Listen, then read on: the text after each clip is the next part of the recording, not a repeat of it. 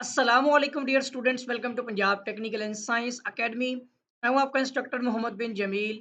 Students, हम D I E T 203 DC machines and batteries, इसका जो पास्ट पेपर 2022 का फर्स्ट एनुअल है वो डिस्कस करने जा रहे हैं।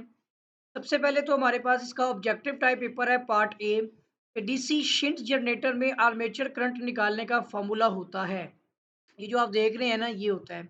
ठीक है, इसी तरह सेचुरेशन के बाद डीसी जनरेटर के फील्ड करंट बढ़ाने से पैदाशुदा ईएमएफ जो है वो अ, होती है रिमेन कांस्टेंट।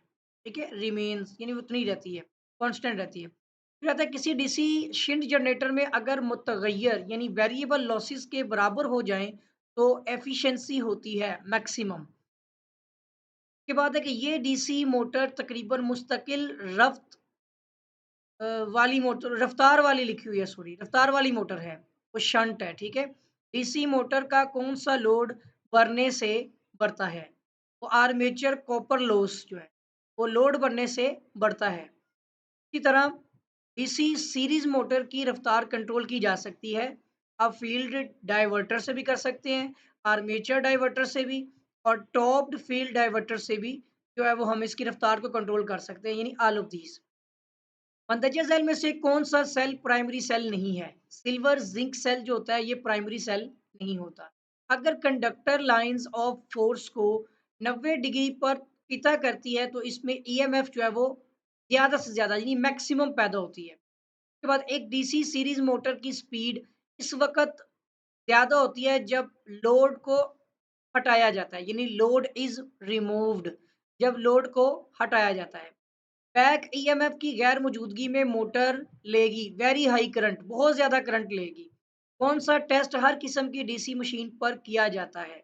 वो आपका होता है स्विंग स्विंग बर्न टेस्ट है, कुछ ऐसे ही आपका लिखा होगा। ठीक है, ऐसा सेल डिस्चार्जिंग के बाद दोबारा चार्ज नहीं हो सकता कहलाता है, वो प्राइमरी सेल होता है। लोड बढ़ने से शिंट मोटर की रफ्तार होती है स्लाइटली डिक्रीज, आहिस्ता आहिस्ता से कम होती है। स्टोरेज सेल को सेल भी कहते हैं, सेकेंडरी सेल। लैप वाइंडिंग में करंट्स के गुजरने के कितने रास्ते होते हैं? इक्वल टू नंबर ऑफ पोल, जितने पोल होंगे पोल की नंबरों की तादाद के बराबर। कौन सा डीसी या कौन सी sorry DC motor electric traction के लिए मुनासिब है? वो डीसी सीरीज मोटर है। ठीक है, उसके बाद सवाल आता है, वोल्टिंग सेल में मस्बत और मनफी इलेक्ट्रोड होते हैं, कार्बन एंड जिंक। एसिड की कसाफते इजाफी चेक की जाती है हाइड्रोमीटर से।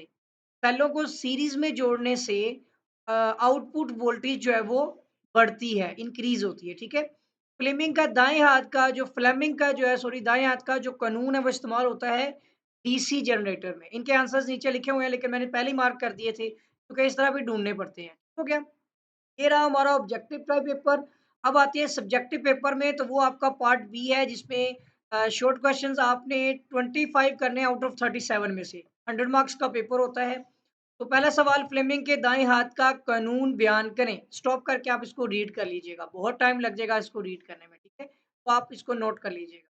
क्वेश्चन नंबर 2 आता है, डीसी मशीन में कमोटेटर क्या काम करता है? ठीक है, अगला सवाल आता था आपका डुप्लीकेश duplex sorry duplex lap winding से क्या मुराद है? और इसके साथ ही सवाल है, कंपाउंड जनरेटर से क्या मुराद है? इसकी कौन सी इकसाम है? ठीक हो गया। फिर अगला सवाल आता है आपके साथ, इंग्लिश में भी लिखे हुए हैं, कम्यूटेशन से क्या मुराद है? इतने आसान सवाल हैं इसके अंदर, देख लें बेसिक से। और उसके बाद डीसी जनरेटर की कमर्शियल एफिशिएंसी क्या है? इसका फॉर्मूला लिखें, और ये फॉर्मूला भी यहाँ पर मेंशन किया हुआ है। डीसी जनरेटर रेटिंग बढ़ाने के लिए इनको आपस में कैसे जोड़ा जाता है? पोल पिच से क्या मुराद है? डीसी मशीन में फ्रिक्शन लॉसेस के नाम बयान करें। लेथ मशीन के लिए कौन सी मोटर मुनासिब है? वजह भी बयान करें। ठीक है, डीसी जनरेटर की इंतहाई कारकर्दगी कब वाक़या होती है?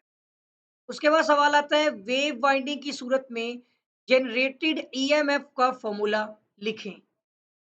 फिर आता है आपका वेंट वेंट एज जो होते हैं ना आपकी लॉसेस, विंडेज लॉसेस जो होते हैं उससे क्या मुराद है? क्रॉस मैग्नेटाइजिंग कंडक्टर्स क्या होते हैं? फिर टॉर्क से क्या मुराद है, डीसी मोटर में टॉर्क कौन से हैं।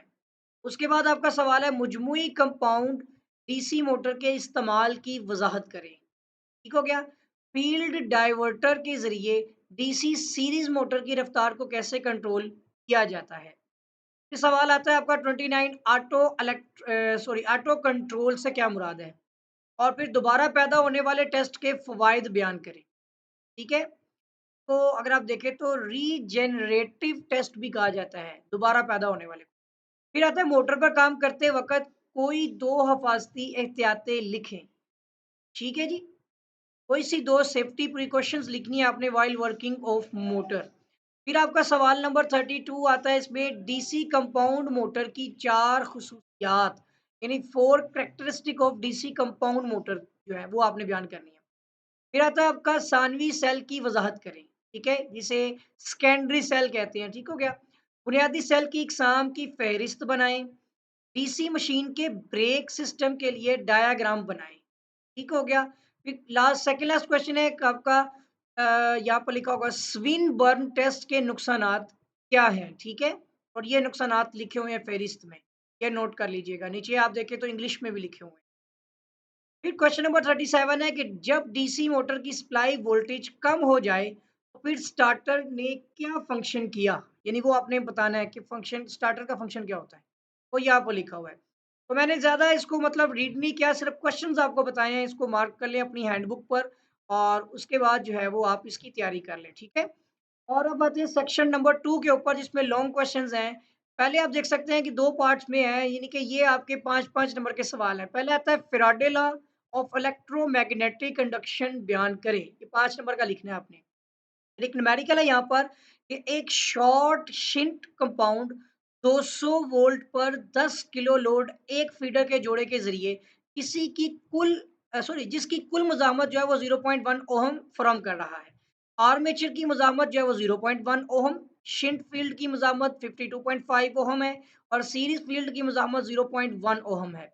और आयरन और फ्रिक्शन के नुकसानात 631 वाट हो तो मालूम करें। के बाद अगला आता है कि एक शिंट मोटर 600 चक्कर, ठीक है, टर्न्स जो होते हैं फी मिनट की रफ्तार से चल रही है, जो 250 वोल्ट पर यानी 250 वोल्ट पर 80 एम्पेयर करंट लेती है। इसकी आर्मेचर मुजाहमत 0.1 ओहम है और शिंट फील्ड की मुजाहमत 50 ओहम है। अगर आयरन और फ्रिक्शन लॉसेस 2180 वाट हो तो मालूम करें। ठीक है। फिर आपका इसका दूसरा पार्ट है डीसी शिंट मोटर में आर्मेचर कंट्रोल मेथड के जरिए स्पीड कंट्रोल करने का तरीका जो है वो डायग्राम की मदद से बनाएं। के बाद एक और आपका क्वेश्चन है, ये लॉन्ग क्वेश्चन है 10 नंबर का, कि सुपर कैपेसिटर क्या है। ठीक है, और इसकी बनावट और काम करने का असूल बयान करें। ये भी 10 नंबर का है। ठीक है। और बीएलडीसी मोटर का तारफ़ कराएँ, इसके नुकसानात और फ़ायदे लिखें, नेज़ इसके इस्तेमालात भी लिखें। ये भी 10 नंबर का सवाल है। फिर 2 पॉइंट दिए गए हैं यानी 5-5 नंबर के कि मदरजा ज़ैल पर नोट लिखें। 10 नंबर का है ये।